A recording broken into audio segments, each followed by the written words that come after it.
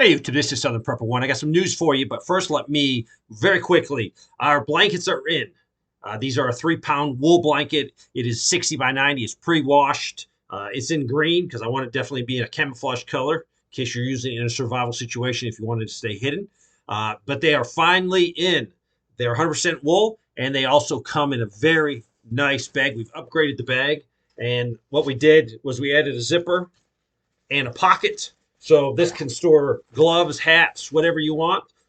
You can also put in, we sell a Mylar survival kit with like a sleeping bag. You can put that in there. You can leave it in your trunk. We designed it so I wanted the bag to keep the blanket clean at all times. And that's definitely can be done if you put it in your trunk. So this is a very low-tech way of staying warm. And wool blankets are the best in a survival situation. They will continue to keep you warm even if the blanket gets wet or damp. But let's get right into the news. This is coming from the Navy, and this is from the Admiral. He's the vice chairman of the Joint Chiefs of Staff. He's a Navy guy, and he said that the U.S. is very capable of waging a battle dealing with the Russians in Ukraine. We could also deal with the Chinese in Taiwan, and we could also help the Israelis against the Palestinians. I truly believe that he's either believes it himself, he's so brainwashed, or he is trying to bluff the rest of the world and make people think we're stronger than we are. My information comes from people that are in the military. I served in the military. My son's still in the military. So we get a lot of information from the boots on the ground, the actual guys that do the work, not the guys that live in the mansions, not the guys that hobnob with politicians, but the guys that have to get the job done in the trenches. And these guys would laugh at this comment. They look at what's happening with the recruitment. They look at the morale in the military, all branches. They look at their supply problems that they have trying to get spare parts to keep tanks running or to keep aircraft running. It's laughable. I don't know where they're coming up with this information, but our system has definitely broken down in this country. And it's breaking down across everything from infrastructure to political to economic. So he actually believes this, I guess. The president also stated that he's putting a lot of pressure on some Republicans that were not voting for his large billions of dollars to go and help the Ukrainians. He said, if we're not giving the money to the Ukrainians, then we're going to have to fight them. Also, high-ranking military members have really come out and said, trying to bully the politicians, saying, well, if you don't give us money, your kids and grandkids and American kids are going to have to go fight the Russians, which I find absurd. It doesn't make any sense. The Ukrainian war is over. They're moving very quickly in their advancement. They're destroying what's defendable in Ukraine. Ukraine should just immediately give up, surrender, and get the best terms they can, because they're going to lose a lot more if they continue on, and they're losing a whole generation of people. It's sort of funny that they've started recruiting young kids, 17, and all the way up to 70-year-old men. Huge amount of women are also being recruited into the military to make up for their shortfall of manpower. Right now, they say they're out of most artillery rounds, and that is why the Russians are just pushing them aside. I find it a little bit sad that we did support them, and now we're not supporting them. I wish we never supported them in the beginning. I wish we wouldn't have said that Ukraine could have come into NATO, and that was the biggest problem. We were threatening Russia with putting NATO into Ukraine, right on the border of Russia.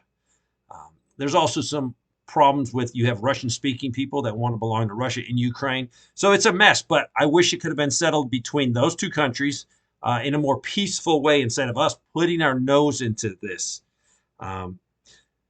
It's sort of funny that, how can we take care of 3 hot spots in the world when we can't even secure our border? And I know what you're saying, Dave, they're doing that on purpose, and I truly believe they are. The border's wide open on purpose. But if we're helping 3 hot spots in the world very easily, sleeper cells could be activating in the United States. More sleeper cells could have come across, and we would have more problems with our infrastructure. If we were going to do this three-front war, we would have to mobilize and go on a war footing just like World War II, where there would be days that you wouldn't eat meat because the troops would need it. There would be the not being able to buy rubber tires. You'd be very limited on what you could buy because the rubber would be needed. That was very bad back then. Steel drives where you turned in all your scrap metal. That problem would be compounded because we have no manufacturing ability in this country. We have no industry. And we get a lot of stuff from foreign countries, be it raw materials. So if the war is worldwide, a lot of countries wouldn't sell us their stuff because they would need them. Let's think about economically. If we go into a three-front war, which would be catastrophic, what would it do financially to the United States? Would it give us a small boost because there'd be a huge amount of manufacturing, which there would be? So, many more people would be hired, but the government would not have the money to pay. They would just be printing money. No one is buying our bonds right now. It's in serious, serious trouble. I did receive more information from the person that says we're going to have a serious economic problem coming up in the 15th. And that's for the rest of the 15th through the end of December. They gave me some more information. I'm going to try to digest it. They don't want me to read it word for word, so I'll try to digest it. But it still looks very, very bad. And it deals with derivatives. It deals with the economics.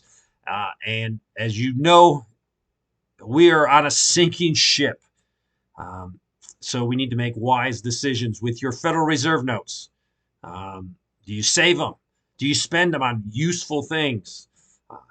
I see some bargains happening. If we have an economic collapse, there'll be people trying to sell things to generate cash to take care of their daily needs. So someone sitting on some money might be able to buy some property, might be able to buy houses, might be able to buy a car. I think things would become very cheap for a limited time period, and you could take advantage of that. And when I say take advantage, I feel bad. You would definitely be buying stuff pennies on the dollar. I feel bad for the people that have to sell it, but it's going to be sold anyways. And you're not doing anything morally wrong. If someone puts something up for sale at a huge discount, try your best to give them a fair price. Don't get them way, way, way down where you're taking advantage of them. But this is free market. This is capitalism. So it's going to sell for whatever. So financially, if we had to fight or support three fronts, it would not be good for our country. And I don't believe we could go on a war footing like we did during World War II because people do not want to fight, and rightfully so. People would probably fight if you invaded California. Well, I don't know about that. Some people might say they can have California. We'll just move our border over. But no, people would fight if the United States was invaded. I've been watching a lot of World War II movies. It shows a lot of the actions, and some of them were true, actual from true events. It was astonishing what those young men did.